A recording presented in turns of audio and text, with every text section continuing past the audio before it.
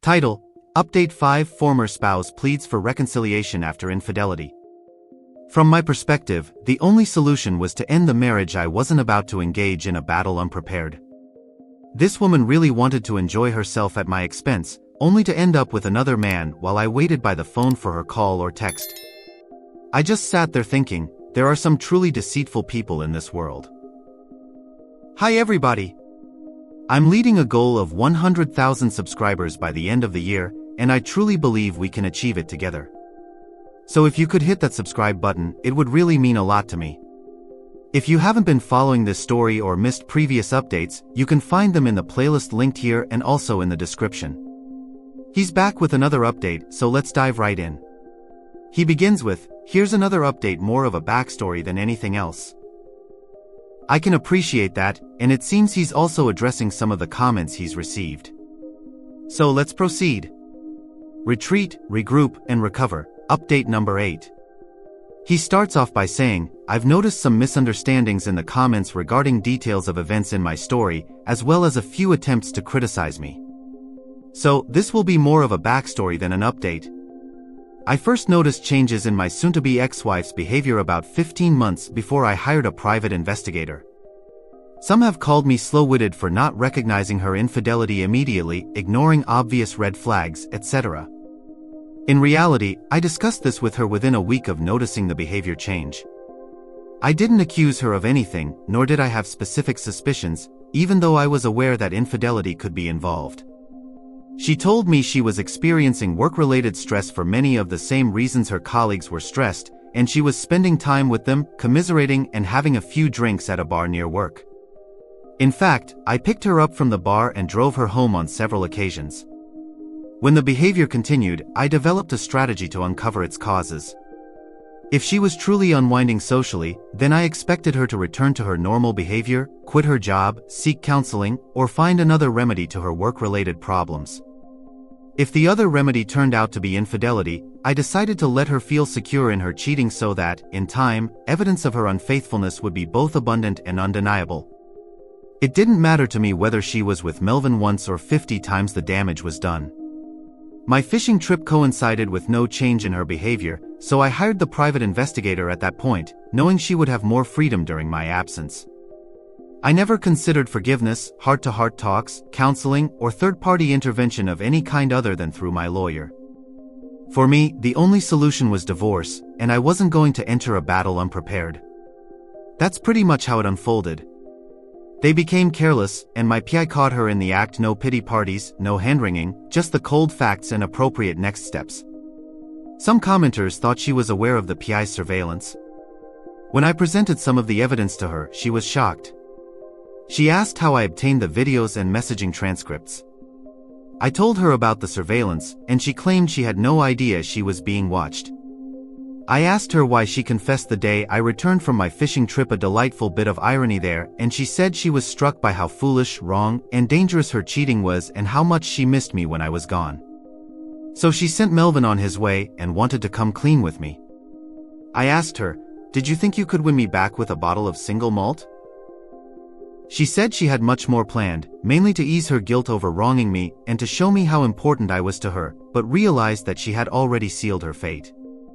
I was accused of putting my friend in an awkward position by telling my soon-to-be ex-wife to drop her trousers in front of him and not letting him finish his single malt. There's a kernel of truth to that, but my buddy assured me that his only concern was my welfare. He knows me well enough to know I wouldn't do anything reckless, and as I mentioned in the comments, he also knows that nobody crosses me twice. I bought him his own bottle of single malt too. Some accused me of kidnapping and unlawful confinement for locking my soon-to-be ex-wife in the garage. In reality, even without keys, nothing prevented her from opening the garage door from inside, walking to the front door of the house, entering the security code, and re-entering the house. I don't know or care why she didn't do it. One commenter suggested our lack of children was a factor in her infidelity. She was pregnant twice and miscarried both times. At her age, she wasn't eager to try again. We discussed adoption but never acted on it. Apparently, Melvin told her he'd had a vasectomy and was shooting blanks. Regarding Melvin, we had met at a hospital social function. He knew I was 6'3", no stranger to the gym, and in college, a national-level competitor in martial arts. Thinking he could come to my door and I would let him intimidate me was pure stupidity. Apparently, my buddy told the cops about my martial arts background, and the officer said, maybe he's crazy. My security camera caught the whole event, which is why they charged him. If he had come back to my house a second time, he might have left in a body bag.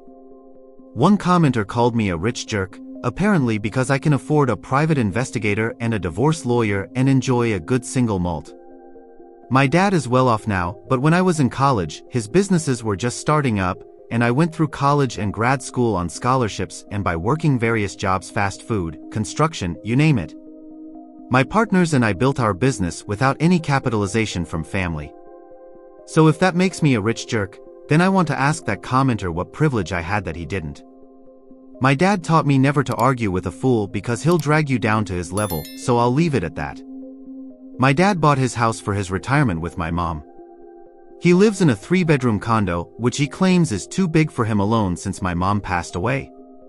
Selling the house after commissions and transaction fees would have resulted in a loss, so he rented it to us for a nominal fee, and we paid the taxes, utilities, repairs, insurance, and maintenance.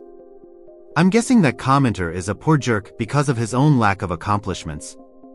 The property at risk before she dropped her property claim was my personal property investments, bank accounts, interest in my business, recreational property, ATV, hunting rifles, nice furniture, high-end stereo equipment, jewelry, watches, 2 nice cars, etc. Since I do not and never did own my father's house, she has no claim on it. Some people have noted that my story must be fake because the updates are almost exactly a week apart. Although the logic behind that conclusion escapes me, I can tell you that my soon-to-be ex-wife had already moved out of my house when I posted the first narrative of my story. The timing of my postings is determined by when I have time to write the story and updates, so I don't necessarily report developments immediately as they happen. I'm not CNN. The first email to True already contained 3 updates. I try to reconstruct some of my dialogue and occasionally use the present tense to give the reader a sense of tone and development of events. My writing style was described as Victorian in one comment. English is my native language, I have an excellent education, and I'm not going to make myself sound uneducated because some self-appointed literary critic gets tired of reading this stuff. The solution is both simple and obvious. If you don't like the style, don't read the post. My goal is simply to contribute to the shared experience of how to deal with unfortunate events like infidelity that happened in my life. I will consider whether or not to continue with updates, but want to thank those who posted insightful and positive comments, as well as legitimate questions about this matter. Thanks. Wow, let me share my thoughts. Yeah man, in a lot of stories, I see comments like, I don't know about this one. That's just how some people are. Back when I was sharing my own stories, I'd get people telling me that couldn't have happened or questioning the possibility.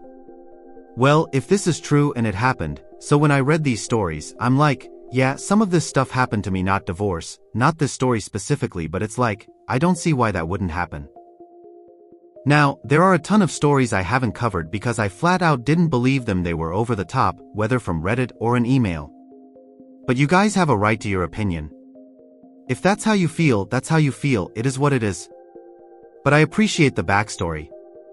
You noticed in the comments that people were questioning some things, and you said some people were asking legitimate questions. I guess you've been responding in the comments, so that's pretty cool. I appreciate you coming back with an update, even if it's more of a backstory to help us understand where you're coming from. Like you said, someone called you a rich jerk or whatever. I've seen comments like that, and I remember thinking, I don't get that from him. I don't think he's rich, he's living in his father's home, a very nice home, and they pay a nominal rent. They don't have any children, so they're able to do a lot of things. Maybe if they had kids and a mortgage, things would be different. So I didn't get that vibe from you. I didn't get rich jerk, But I guess a few people did because you saw it, and I definitely saw it too. And for me, I totally understood that you weren't doing these updates as soon as things were happening, like right on the money. Someone said they noticed the updates were a week apart or whatever. I don't know.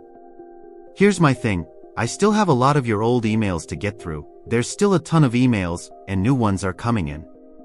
When I'm going back to grab old emails, if I see an update, I jump on that because it's so fresh, and I kind of want to keep that saga going. I've created playlists for these, and I want to keep those going. So if there's an update, I will jump on it, and if it happens to be a week apart or whatever, it's just how it happened. But I still say salute to you. You know, I was one who was a little worried about locking her in the garage and all that, but like you said, she could have come out whenever she wanted, she just chose not to. And the resolve is still there. I don't care why she didn't come out, I don't care. I'm done. You've gone on a business trip, you've established more business for your company, you guys are good for the rest of the year, I remember you said in the last one. Man, you're ready to move on, and that's how it should be. He's just showing you guys how he did it or how he's doing it. Whether you want to take the advice or not is up to you.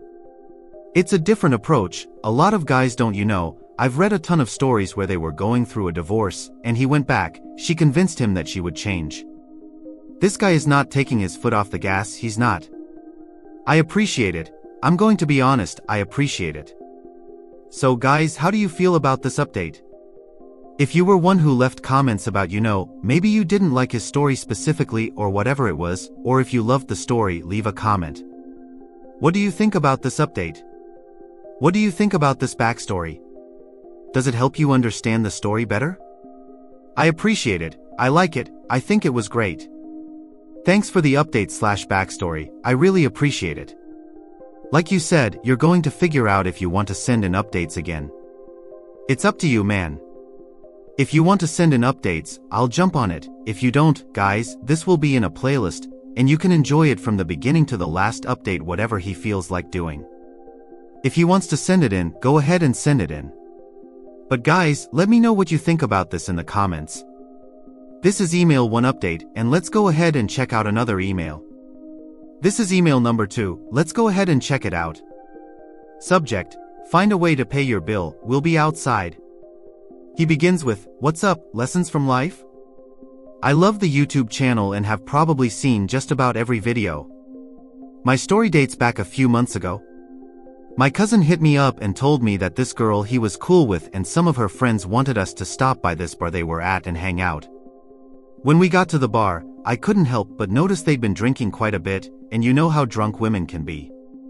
Also, the girl my cousin was already friends with was all over him, which my cousin later told me must have been her way of showing off since they'd only hung out once or twice before. Just as my cousin and I started to get comfortable, the girls wanted to leave and pick up their friend to go to a completely different bar, which we later found out was their workplace. So my cousin told them to just hit us up when they got there, and we'd come since we're not about to follow them all over the city. I agreed. Not even 30 minutes after we parted ways, the girls were blowing up my cousin's phone with FaceTime calls, asking if we were coming or not. These calls were back to back. We almost didn't go because these girls were so annoying, but she told us the bar was about to stop serving food, so if we wanted anything, she'd order it for us, and we could work out the payment when we got there. Oh, they're trying to trick you? Do you want anything? So you can pay for it all. So we both said, forget it, and went. I ordered some chicken and a Long Island, and my cousin just got a Long Island. When we finally got there, the annoying girl wouldn't stop asking her friends what they had planned after work and if they wanted to keep drinking. Her friends looked just as annoyed with her as my cousin and I were, and they all eventually left. I then went to the bathroom. When I came back, my cousin looked at me and said, "This girl is trying to finesse me." I'm like, what's going on? Turns out, this girl had ordered a drink as well and didn't have money to pay for it. I stood there like, are you serious? She literally called us and was asking if we wanted anything. Never did she ask for anything or let us know she wanted anything. That's when my cousin delivered that devastating line, "Find a way to pay your bill, we'll be outside." With that, we left. As we drove away, this girl was texting my cousin saying, "I really like you, but you seem like you're playing too many games and don't have time for childish dudes," which shows how some women will create their own crazy scenarios to justify their nonsense. Absolutely. After reading that text, my cousin said something else that's very true and something that us men need to be very careful about. This girl really wanted to get drunk on my dime just to end up with another guy while I sit by the phone waiting for her call or text. I just sat there thinking, wow, there are some deceitful people in this world. But that about wraps up my story, lessons from life. Keep doing your thing, man. I apologize for any grammar or spelling mistakes, I'm writing this on my phone. P.S. The chicken was awful, I'll forever be mad that I wasted my money on it. So to my fellow guys out there, stack your paper and be careful of traps like this. Wow, let me share my thoughts. Yeah, I've heard that trick, I know that trick. Do you want anything? Because they're about to order their stuff, and they want you to add something to it so you can pay for it. Yeah, I saw that one coming. Your cousin had some great lines, man, he had some great lines there. He's right, she's going to get so drunk, you're going to get her all liquored up, and she's going to leave and go to somebody else? You've spent all your money on drinks for this girl, bought her food, filled her belly, gave her alcohol, and she leaves you that night and has you waiting by the phone. And when you're texting her tomorrow saying, "Hey, what's up? You want to hang out?" she says no. You text her again the next day, "Hey, you want to hang out?" she says no. She starts calling you creepy and weird, you're stalking her and bothering her. Yeah, your cousin caught on, and he learned his lesson, it sounds like. It sounds like you learned your lesson from that night too, so props to you. Thanks for sending in this story, this was a great story. I enjoyed it. Guys, let me know what you think about this email. Also, email number 1 with the update, let me know how you feel about those emails. And guys, if you want to send in an email, send it to Lessons from Life. And I'll catch you guys at the next one.